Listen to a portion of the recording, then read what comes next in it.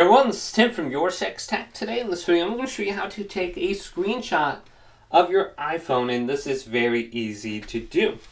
So let's just turn around our phone and go to the side and locate the volume up button right here. Then go to the other side and locate the power button. And you want to press both these buttons at the same time. So let's do it now. And you're going to know it takes a screenshot because you're going to hear a screenshot being taken, and then it's going to show a picture down here. So it's going to look like this. Let's press both these buttons at the same time, volume up and power button. Just press it quickly, don't hold it down. And then we can tap the screenshot right here. And we're going to have all these different options to crop it now. So if you don't want to take a picture of the entire screen, just drag this around and then crop it.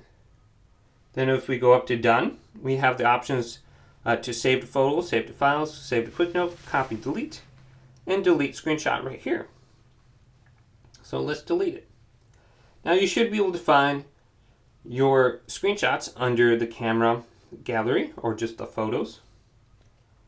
So you should be good to go now. Hopefully this video did indeed help you out. If it did, leave it a big thumbs up. And subscribe to my channel down below for more tech videos coming up next on YourSixTech.